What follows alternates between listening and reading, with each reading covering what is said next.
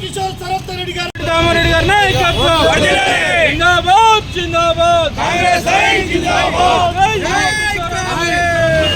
రాజీనామా చేయండి।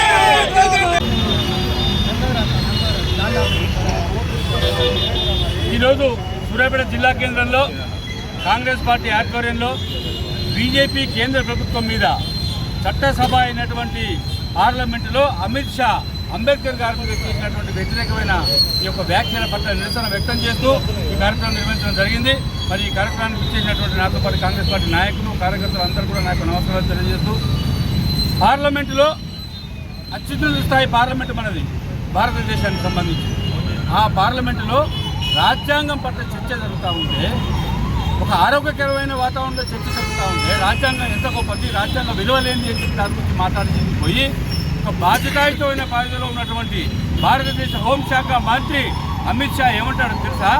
ప్రతి ఒక్కరు కూడా అంబేద్కర్ అంబేద్కర్ అంబేద్కర్ పేరు తీసుకుంటూ ఫ్యాషన్ అయిపోయింది।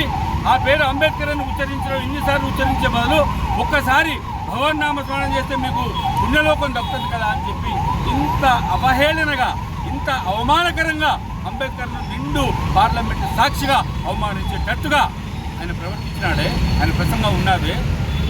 నిజంగా ఈ చీకటి రోజు భారతదేశానికి నిన్న జరిగిన వ్యాఖ్యల పట్ల ఈరోజు కాంగ్రెస్ పార్టీ కాదు భారత సమాజం మొత్తం కూడా బగ్గు అంటా ఉంది। ఈ బీజేపీ కానీ అమిత్ షా కానీ నరేంద్ర మోడీ కానీ రాజ్యాంగం పట్ల ఎప్పుడు కూడా ప్రేమ లేదు, రాజ్యాంగం పట్ల విషం చిమ్ముతా ఉన్నారు, వీళ్ళు రాజ్యాంగం మీద దాడి చేస్తూ ఉన్నారు। భారత సమాజం కాంగ్రెస్ పార్టీ కార్యకర్తలు భారతదేశ వ్యాప్తంగా చూస్తూ ఊరుకోరు। మా నాయకురాలు సోనియా గాంధీ గారు, రాహుల్ గాంధీ గారు, ప్రియాంక గాంధీ గారు అందరూ కలిసి కూడా ఈరోజు పార్లమెంటును నిలదీసి ఏంటిది, ఏమి జరుగుతూ ఉంది, రాజ్యాంగ పరంగా కావాల్సిన చట్ట అన్ని హక్కులను మీరు అనుభవిస్తారు, మంత్రులవుతారు, అధికారంలోకి వస్తారు, ఈ రాజ్యాంగం ప్రకారం మీరుంటారు, కానీ ఆ యొక్క రాజ్యాంగాన్ని రచించిన అంబేద్కర్ను తులనాటట్టు మాట్లాడతారా? అసలు మీకు రాజ్యాంగం మీద ప్రేమ ఉందా, భారతదేశం మీద ప్రేమ ఉందా, ప్రజాస్వామ్యం మీద ప్రేమ ఉందా అని చెప్పి సందర్భంగా అడుగుతా ఉన్నాం। మేము హెచ్చరిస్తూ ఉన్నాం కాంగ్రెస్ పార్టీగా, నరేంద్ర మోడీ, అమిత్ షా మీరు భారత సమాజానికి పార్లమెంటుకు బేసిరస్గా క్షమాపణ చెప్పాలి, అంతవరకు కాంగ్రెస్ పార్టీ ఈ యొక్క ఉద్యమం ఆపదు, మా నిరసన తెలియజేస్తూనే ఉంటాం। ఈరోజు కాంగ్రెస్ పార్టీనే కాదు దేశంలో ఉన్న సమాజంలో ఉన్న అన్ని రకాల పార్టీలన్నీ కూడా ఒత్తాసు పడుతూ ఉన్నాయి మా యొక్క నిరసనకు।